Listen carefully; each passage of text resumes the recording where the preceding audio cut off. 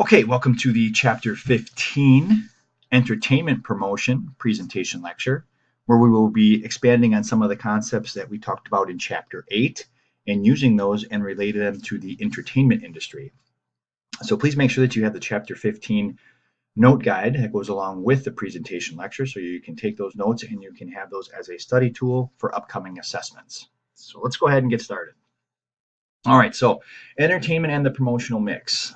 A lot of these things are going to be similar from what we talked about in sports promotion. The promotional mix is exactly the same. However, applying it to the entertainment industry, there is some differences there. Promotion is any form of communication that businesses or organizations use to inform, persuade people about its products. We already know that. We talked about that in Chapter 8. That is review.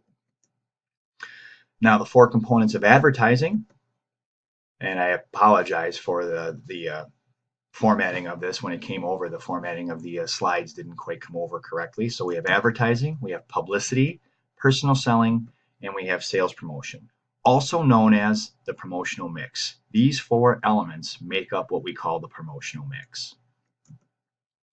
All right, so let's take a look at different types of advertising. These types of advertising we talked about in Chapter 8. A lot of them are similar. We have newspapers and magazines, we have direct mail, we have directory, we have outdoor, and we have transit when it comes to print type of advertising. Broadcast advertising, television, and radio. Advertising is any paid form of non-personal presentation and promotion of ideas, goods, and services by a particular sponsor, by an identified sponsor. Again, review of what we talked about in sports promotion. And also the one thing I do want to mention is that when it comes to promotion and picking these different types of promotional or advertising aids or medias, we're looking to address a specific geographic area. The average person is exposed to more than 2,000 advertisements in a week. I think that's low.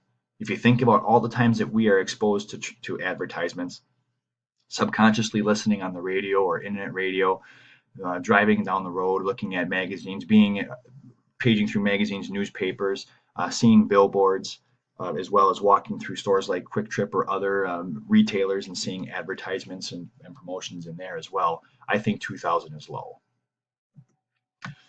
And then the other type of advertising, which is really starting to come on, is online and specialty. As we become more of a technology-based society, we are doing a lot more of our purchasing online. Therefore, there is an advertising market and there are products to be purchased online that a lot of consumers are taking advantage of. Therefore, the promotional mix needs to evolve with that as well. Okay, advertisements on the radio or on television often use jingles.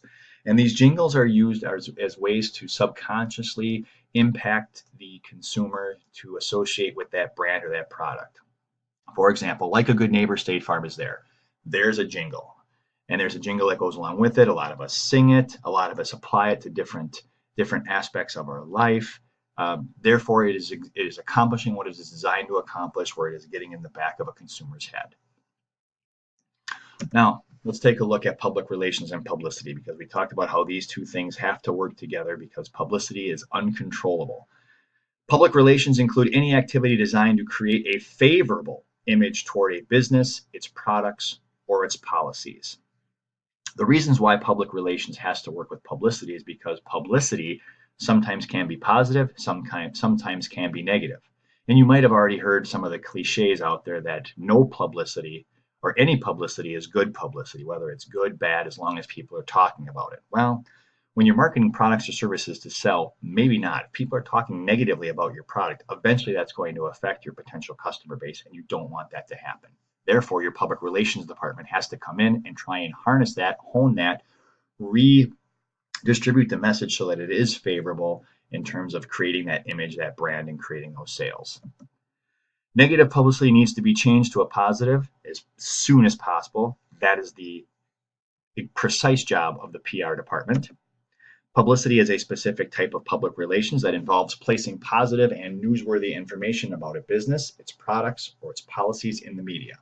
Problem with publicity is that sometimes it is not controllable, therefore it can be negative and it has to be changed to positive.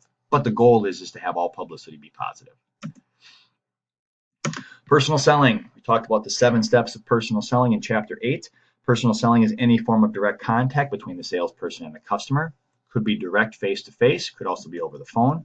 Most important part of personal selling involves two-way communication. That's that personalized communication, not email, not text message, face-to-face or phone conversation. Personal selling takes place all over theme parks. Think of the last time that you were at Great America, or if any of you have ever gone with your family to Disneyland or Disney World. How often are you in contact with somebody from the park offering to sell you something? That's examples of personal selling taking place all over the place within the environment of an entertainment venue. Now, sales promotions typically involve short-term incentives that encourage a customer to buy a product. And some examples of sales promotion may include, and maybe you were even a part of these or have seen these happen in the past, coupons. Talked about those in Chapter 8. T-shirts, now we get into entertainment, so now we have T-shirts that are being used as sales promotional aids. Special discounts, one-time offer. You see these on infomercials a lot. Call in the next 30 minutes and get this. That's a special discount. Sweepstakes, we talked about in Chapter 8 being something that is usually on the radio. Cross-promotion. So cross-promotion might be where you're promoting two different products, or maybe you're in one particular promotion, you're promoting a product from a cross, not I want to say competitor, but maybe you have some type of an agreement worked out with another type of product. Therefore, you're cross-promoting the products within the same type of promotion. All right, let's take a look at this promotional case study. Let's take a look at a new movie. Okay, so before the release date of a new movie, marketers must go to work creating that promotional plan. What is that plan going to include, and what is the timeline of it? That's what we're going to take a look at here for this case study. Okay, so the release date is the day a film is first shown in theaters. Okay, we should know that already. That's pretty common. Okay, so when we take a look at this case study, here's what we want to do. We want to first create the promotional plan. That is what the marketers are going to do, where they're going to actually plan and get everything in place as per what they want to do and what they want to avoid. And then after that, the advertising is going to begin. And that usually happens months before the release date. So if we're talking new movies, we're seeing trailers weeks usually, but sometimes even months before the actual release date. And sometimes we actually even see the advertising of the trailers for new movies coming out before the release date has even been set. Then when we go on to the next step, so 1 week before release, publicity begins on major television shows. So now you might have on talk shows, you might have certain actors who are going to be in this film, promoting the film, trying to engage with the potential customer base to excite them, to get them to come out and watch the movie on its release date. Then hopefully that is going to generate positive reviews, which are going to appear in magazines and newspapers, which will also work towards a positive publicity and public relations ploy, as well as a positive promotional plan. And then finally, Sony Pictures will authorize the sales promotion materials. So this would be the process of going through getting a movie to its release date in most cases. Now, some of these things might be tweaked based off of the promotional plan and the type of entertainment product that is being released, but not more often than not, this is a pretty common skeleton or a pretty common rule of thumb.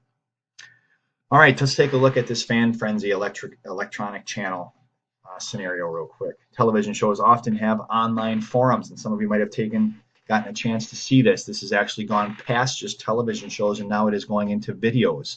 There's instructional videos, informational videos, and the people who are putting these videos on, say YouTube, are asking for feedback. They're asking for comments down below. This is pretty much the same thing. This is then used as a way to determine the popularity of, say, for example, the video channel, the YouTube channel, or the media that's being presented. Maybe it is a television show, whatever the case might be, but looking for ways to get feedback from the customers in order to gauge interest. All right, let's take a look at some media advertising. Media advertisements is any form of advertising that uses media such as television, radio, the internet, newspapers, or magazines to promote ideas, goods, and services. So any way to promote a product and get that and be able to communicate that message to a potential target audience in order to influence consumer buying behavior, that's a media advertisement. Media advertisements is the most expensive promotional method, but it's also the most effective and can usually address the most amount of potential customers. So there's good and bad, there's advantages and disadvantages, as there is in almost all cases. Media has helped with those promotional plans, and the internet has become an effective advertising tool as, again, we become more of a technology-based society. Okay, let's take a look at some examples of non-media advertising. Non-media advertisements are any form of advertising that uses methods other than media to promote ideas, goods, and services. Well, you might be thinking, what might those include? Airplanes or blimps, not using media, however, they are still flying billboards in the air, and therefore, if you see them, you can get an opportunity to promote something. However, obviously the range and the amount of customers, potential customers you can reach is less. Direct mail promotions that we see in our mailbox, also known as junk mail, sometimes coming into our email box as spam.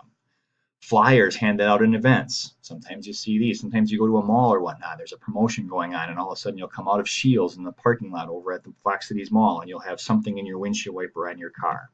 It's an example of a non-media advertisement. Billboards, you see those obviously all the time driving up and down 41 and Highway 21. There are also other promotional methods, and those are going to include tie-ins. Can you tie a couple of products together? For example, movies and toys.